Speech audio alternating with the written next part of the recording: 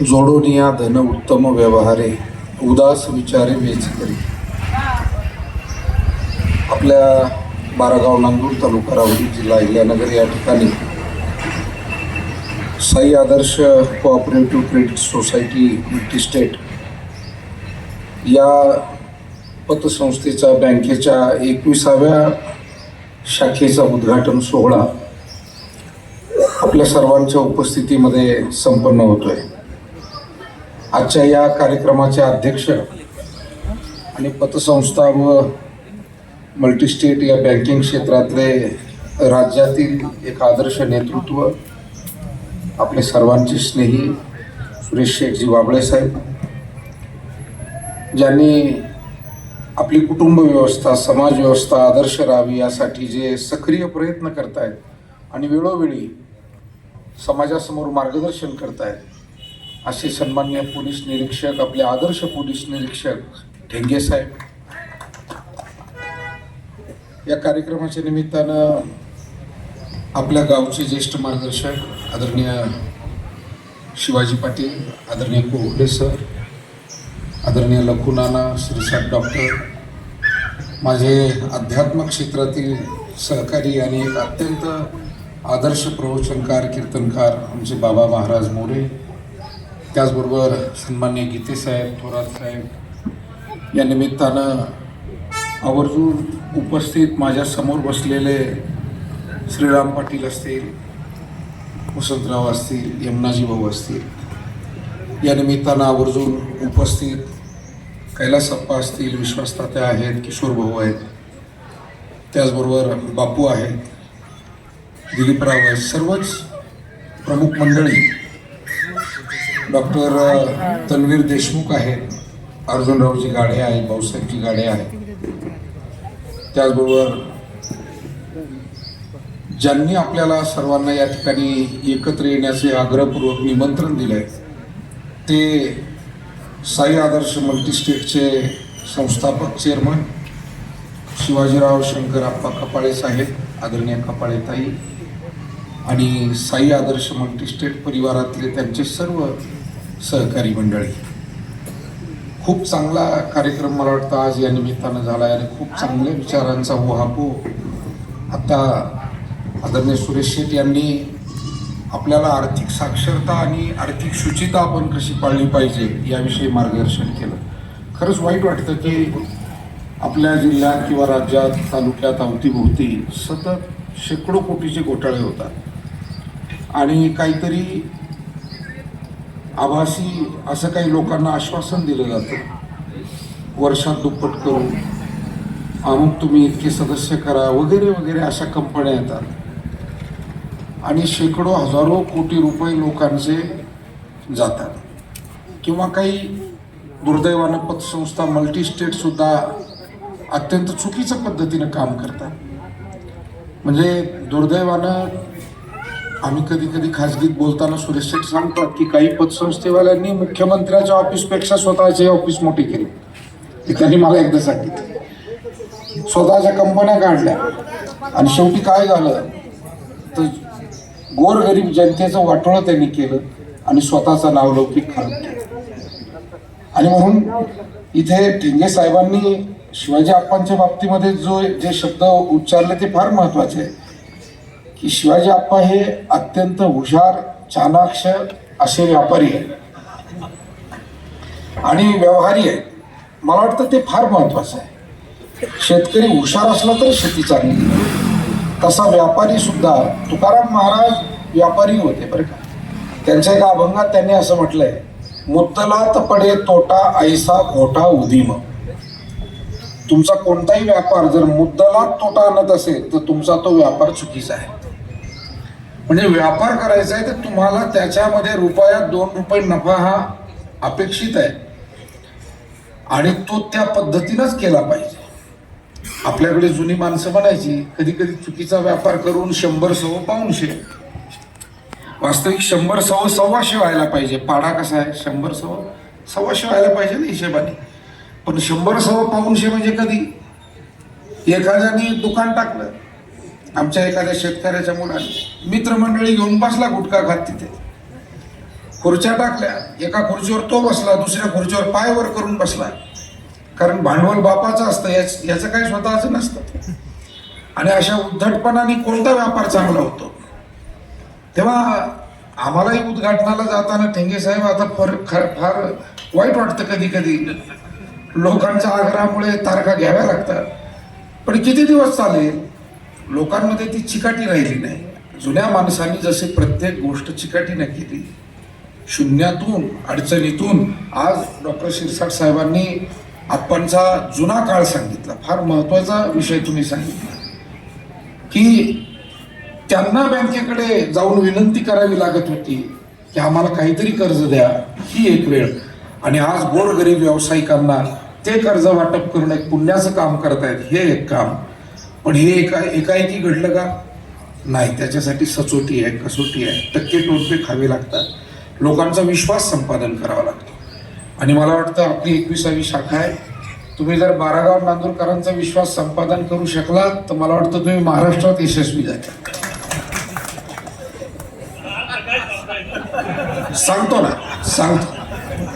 त्याच मुद्द्यावर मला यायचं आहे.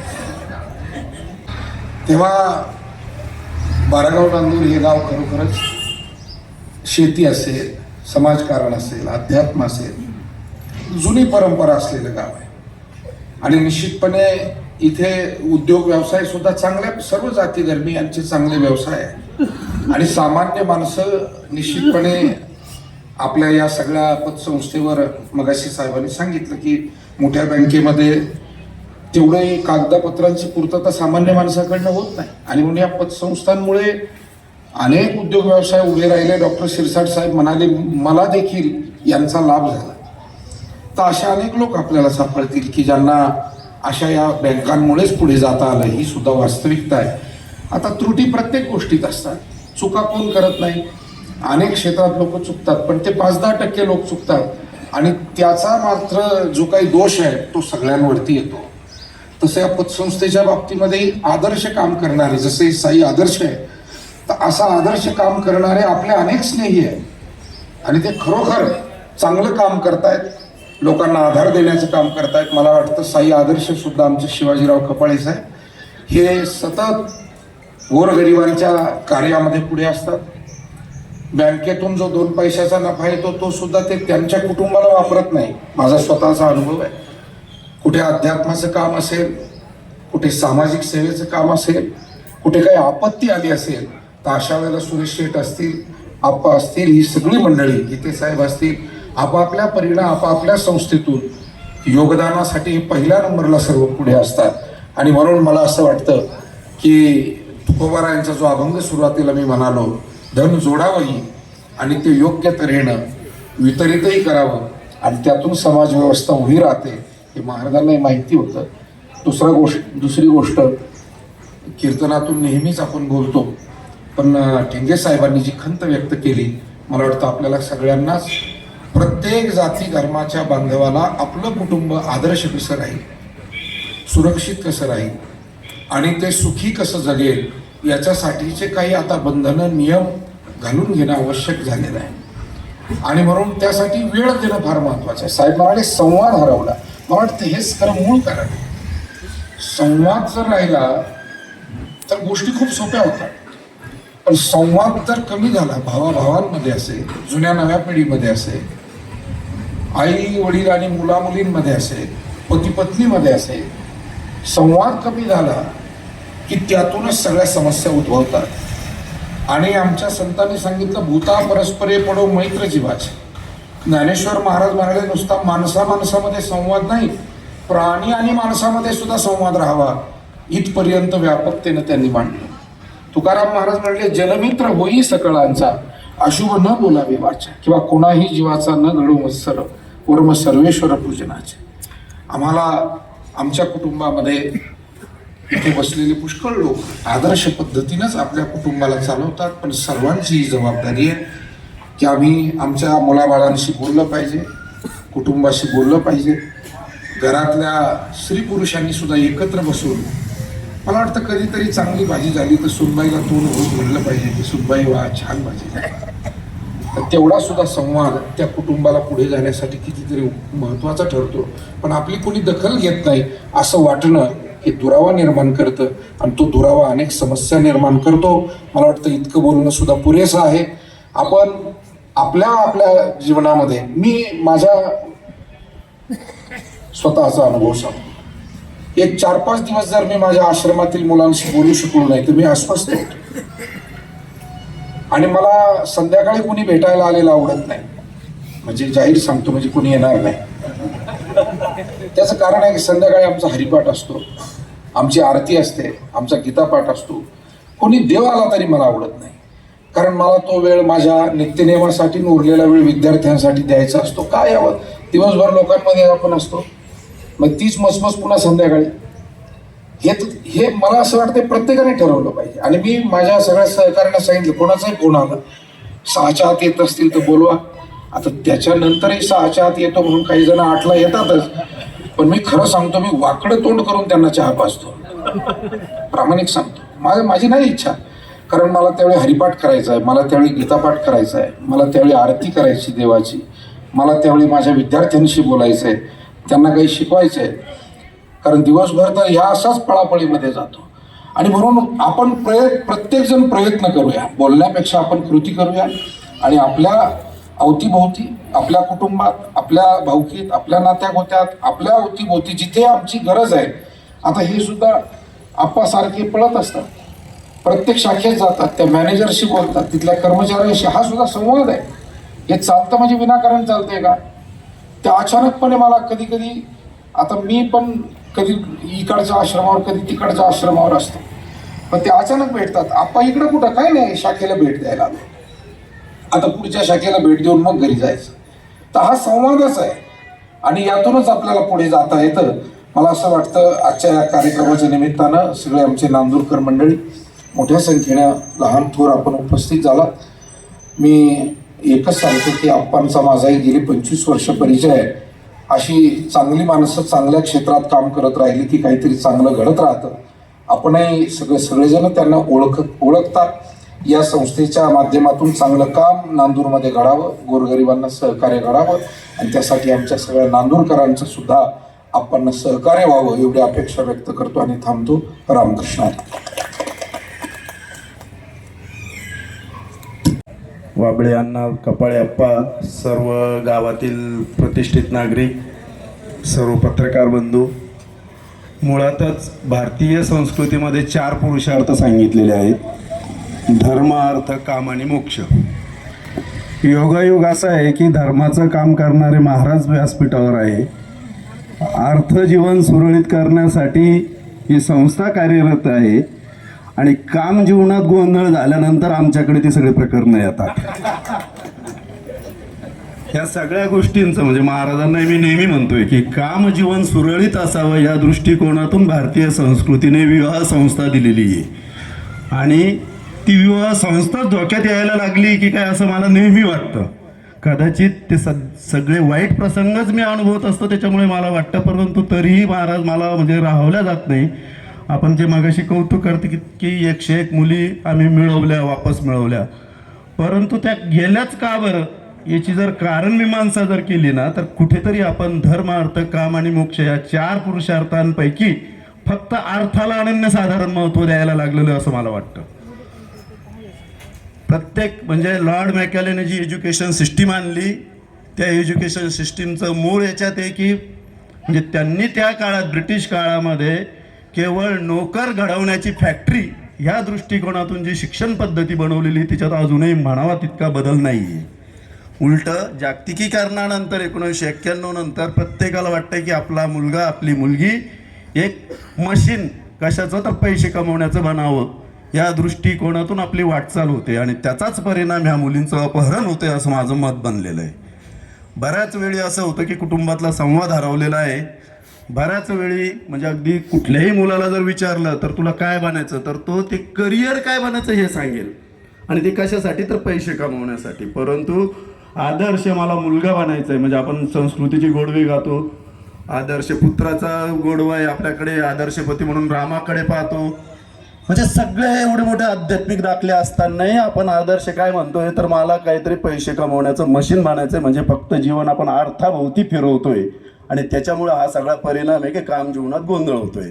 विवाह संस्थेच्या बाबतीत बोलायचं झालं तर आजही कायद्याने 18 आहे, म्हणजे याबद्दल काही दुमत नाही. म्हणजे आपण जर इतिहास जरी बघितला, आपल्या आध्यात्मिक वारसा जरी बघितला, तरी महिलांना शिक्षण नाकारलेलं होतं असं कुठेही म्हटलेलं नाही. स्वेसे कर्मण्य विरतासन सिद्धीम लभते येणारा म्हटलेलं आहे. तर ह्या ज्या काही गोष्टी, याचा परत एकदा विचार करण्याची गरज आहे. आणि ह्या सगळ्या गोष्टी करत असताना जे अर्थजीवनाला सहाय्य करण्यासाठी प्रमोट करणारे जे आपले कपडे आप्पा आहे, हे नेहमी धर्माचं अधिष्ठान ठेवतात, त्याचा मला एक वेगळा आनंद आहे. परंतु यद्यदाचरते श्रेष्ठ तत्त ते व इतर जना सहित प्रमाणम करते लोक तदनुवर्तते, तशी सगळ्या श्रेष्ठ मंडळींची जबाबदारी आहे की हे गोंधळ फक्त आपल्या कुटुंबामध्ये पैशाला अनन्यसाधारण महत्त्व न देता, तो जो पैसा आहे तो धर्म, पहिले सगळ्यात पहिला त्याचा बेस धर्म असायला पाहिजे. आणि धर्माची डेफिनेशन कधी कधी महाराज वाईट वाटतं की धर्माच्या डेफिनेशन म्हणजे खरे अधिकारी तुम्हीच आहे. म्हणजे स्वधर्मे निधनम श्रेय पर धर्मो भयावह, हे जर श्रीकृष्ण अर्जुनाला म्हणतोय, तर मग आता अर्जुन निधर्मी होता का? आणि धर्माचं काय, म्हणजे धर्म म्हणजे मला जे काही त्याच्यातनं जे काही समजतं की ज्याचं त्याचं नेमून दिलेलं कर्म किंवा ज्याला त्याला विहित दिलेलं कर्म ते प्रामाणिकपणे करणं हाच धर्म आहे. पण कधी कधी या राहुरी तालुक्यात, नगर जिल्ह्यात, नवी महाराष्ट्रात काम करताना धर्माच्या बाबतीतही जरा मतमतांतर मला जाणवायला लागतात. म्हणजे मी जो भगवद्गीता मी जे काही नेहमी वाचतो त्याच्यातलं जे काही व्यापकत्व मला दिसतं की मम अंशो जीव लोके जीव भूता सनातना, प्रत्येकात ईश्वराचा अंश, प्रत्येकात त्या कृष्णाचा अंश आहे. मग मला त्या शेख भाईमध्येही तो अंश दिसतो असं मला समजतं जर मी भगवद्गीतेला बघितलं तर. परंतु माझे काही कन्फ्युजन्स आहे आणि ते मला वाटतं की हे खरं व्यासपीठ आहे. रात्री झोप झालेली नव्हती, परंतु महाराज इथे येणार आहे, बारागाव नांदूरला अर्थ कामाचं काही काम चालणार आहे आणि मग त्याला धर्माचं कसं अधिष्ठान असायला पाहिजे ह्या दृष्टिकोनातनं. परंतु वेळेची गडबड आहे महाराज, मी नंतर परत एकदा येऊन आपल्याशी परत एकदा या विषयांवर मला उहापोह करणं गरजेचं आहे. अदरवाईज त्या अर्जुनासारखी परिस्थिती होती की हे काम करावं की सोडून द्यावं. म्हणजे मी जे काम करतोय ते मी बरोबरच करतोय की नाही हा मला प्रश्न आहे. आणि म्हणजे ही खंत जी तर ही काय म्हणजे वरवरची खंत नाहीये, खरोखरच मला नेहमी वाटतं की मी जे काम करतोय ते बरोबर करतोय की नाही हा जो प्रश्न आहे. त्याच्यामुळे मगाशी आप्पा जे बोलतायत की वर्षभर थांबायचं, आप्पा मला वर्षभर नाही, मला खरोखरच खात्यातच थांबायचं की नाही हा प्रश्न पडायला लागलेला आहे. हा विनोदाचा भाग आहे, परंतु निश्चित हे प्रश्न निश्चित आहे, माझ्या मनामधले प्रश्न आहे. बारागाव नांदूर या व्यासपीठावर बोलताना मला त्याच्यात कुठलाही संकोच नाही, कारण अधिष्ठान धर्माचं आहे, त्यांना मी हे प्रश्न विचारतो, त्याच्यामुळे गावकऱ्यांना हे प्रश्न नाही.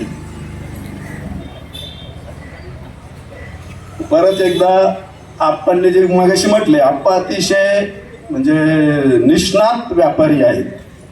त्यांनी सांगितलं की 80% मी ठेवी वापस देऊ शकतो, कारण मागच्या पत्रकार दिनाच्या वेळी मी त्यांच्या कार्यक्रमाला होतो. त्यांनी सांगितलं की मी 80% सुवर्ण तारण केलेलं आहे, म्हणजे सोन्यात कर्ज दिलेलं आहे. आता ते कर्ज आहे मागच्या 2 वर्षापूर्वी दिलेलं, त्यावेळी 50,000 रुपये भाव होता. म्हणजे ते जरी म्हणत असले की मी 80% ठेवी वापस देऊ शकतो, पण त्या 50,000च्या भावाने जर म्हटलं तर ते सगळ्यांचे पैसे वापस देऊन 192 कोटीला 192 कोटी स्वतःच्या खिशात ठेवतील, एवढी त्यांची स्ट्रॉंग पतसंस्था, एवढं मी म्हणेल. आणि मला माहिती नाही की आपल्या अण्णांचा काय विषय, पण त्यांनी पण आपणकडनं म्हणजे ठेवी कोणत्या, कर्ज कोणते द्यायचे ते फक्त सुवर्ण कर्जच देतात, ज्याचा भाव वाढत चाललेला आहे.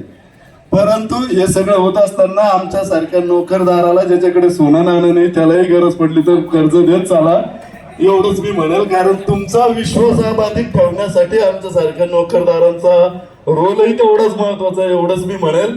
शेतीवाडीवाल्यांकडेही प्रत्येक वेळी, परंतु मला नाही वाटत बारेगाव नांदूर म्हणजे धरणाच्या खालचाच भाग आहे, त्याच्यामुळे इथेही तुम्ही सुवर्ण कर्जच द्याल असं मला वाटतं.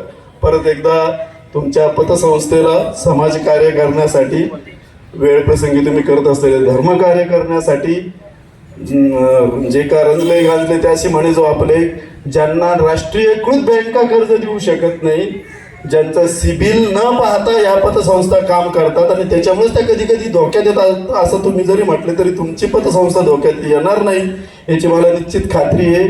आपल्या पतसंस्थेला खूप खूप शुभेच्छा. धन्यवाद. मनपूर्वक धन्यवाद सर. आज राहुरी तालुक्यामध्ये 67 पतसंस्था कार्य करतात. पैकी 33 पतसंस्था अ वर्गात आहे, एक 16 पतसंस्था ब वर्गात आहे, क आणि ड वर्गात आहे. ते चुकीत आहेत सांग, पण जवळजवळ 100 कोटीच्या पुढे असलेल्या 3 संस्था आहेत आणि बाकीच्या 50 कोटी 40 कोटी आहे त्यांचं काम तर पद्धतशीर आहे. पण सहकार कुणी आणला असताना अडचणीत महाराज, म्हणजे मी गेले 35-40 वर्षाचा अनुभव आहे राज्यातला सहकार. मी तर बऱ्याच वर्ष भाषण करतो, सहकार कुणी आणला असेल तर जवळचे नातेवाईक आणि मित्रमंडळी सहकाराला आणलेलं आहे. बाहेरचे किंवा विरोधक येतच नाही, आपणच जबाबदार आहे. पण ती सुद्धा सुरक्षितता अंतर ठेवलं पाहिजे. नातेवाईकांना कर्ज घेताना काळजी घेतली पाहिजे. आपणचं नातेवाईक नाही, जमीची बाजू आहे, ठीक आहे. एक जमीची बाजू तो त्रास नाही, पण आम्हाला एवढा त्रास असतो, या पाहुण्याचा फोन येतो, त्या पाहुण्याचा फोन येतो. नेते मंडळी किंवा मला कधी फोन नाही केला, आदरणीय तनपुरे साहेब असतील किंवा तालुक्यातले, त्यांनी त्यांच्या पद्धतीने चालू आहे. पण नातेवाईकांचा निश्चित त्रास होतो.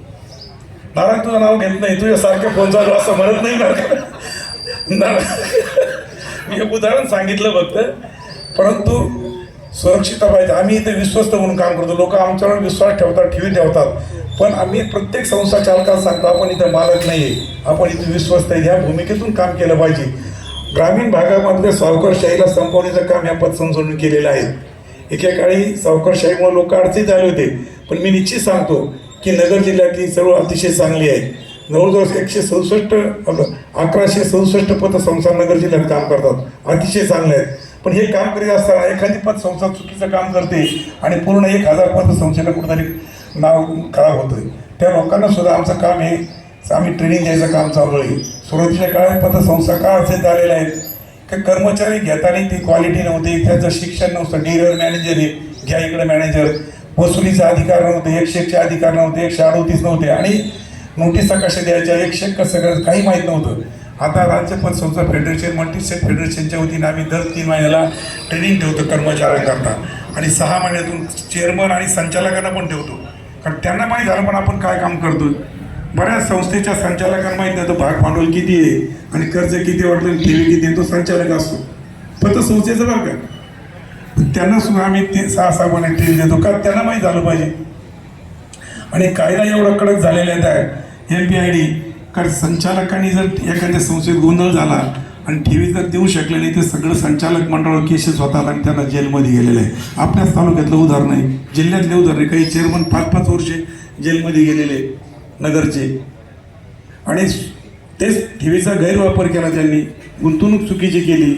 आता सरकारने एवढे बंधन आणलेले आहे, आम्हाला दर महिन्याला गुंतवणूक कुठे गेलेली आहे, पैसे कसे गुंतवले याचं सर्व अहवाल ऑनलाईन द्यावा लागतो. आता कारभारच ऑनलाईन झालेला आहे, सगळ्या पेपरलेस पतसंस्था झालेल्या आहेत. काही दिवसांनी मॅन्युअल्स होतील, फक्त तुम्हाला संस्था दिसेल.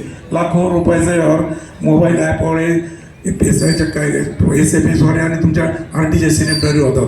म्हणजे इतकी अचूकता आलेली आहे, त्याकरता सगळ्यांनी सतर्क राहिलं पाहिजे एवढीच विनंती करतो. आणि पैसे गुंतवण्याने जादा व्याजाच्या मोहापायी गुंतवणूक एवढीच विनंती करतो आणि थांबतो. जय हिंद, जय सरकार. आणखी एक पाऊल प्रगतीकडे या उक्तीप्रमाणे साई आदर्श परिवार घेऊन येत आहे आराध्य दैवत कानिफनाथ महाराज बारागाव नांदूर पावनभूमीत साई आदर्श पतसंस्था या गोड कार्यक्रमाचे अध्यक्षस्थान तसेच त्यांच्या प्रमुख उपस्थितीत हा कार्यक्रम पार पडत आहे. तसे ते आपणवर लहान भावासारखे प्रेम करणारे आमचे वाबळे अण्णा व ठेंगे साहेब, तसेच त्यांच्या प्रमुख उपस्थितीत हा कार्यक्रम शुभ हस्ते कार्यक्रम पार पडत आहे. असे आमचे आदरणीय उद्धवजी महाराज नेवासेकर. गुरु शिष्याचं नातं प्रेम कसं असतं ह्या 2 जोडीकडून बघण्यात आपल्याला खूप खूप धन्यता वाटते. तसेच व्यासपीठावरील सर्व मान्यवर, माफी असावी मला काही सर्वांचं नाव उल्लेख माहीत नाही, तसेच आमचे सोनीहून आलेले डॉक्टर, तसेच आपणवर प्रेम करणारे आमचे राहुरी फॅक्टरीवरचे सर्व मित्र परिवार, तसेच बारागाव नांदूरचा ग्रामस्थ, तसेच पत्रकार बांधव, फोटोग्राफर व सर्व मंडळींनो, असो आपण आपला अमूल्य वेळ खर्च करून कार्यक्रमास उपस्थित राहिलो त्याबद्दल मी संस्थेच्या वतीने आपले सर्वांचे आभार मानते. आपण कुणाची तरी देणं लागतो या उक्तीप्रमाणे आपण या बारागाव नांदूर या गावात एक संस्था स्थापन केली. माझी हात जोडून आपल्या ग्रामस्थांना एकच विनंती आहे की आपण खूप भरभरून सपोर्ट करा. त्यामुळे आपण अजून एक गरुड झेप घेण्यास मागे फिरणार नाही, असं आपण आपला अमूल्य वेळ खर्च करून कार्यक्रमास उपस्थित राहिलं त्याबद्दल धन्यवाद.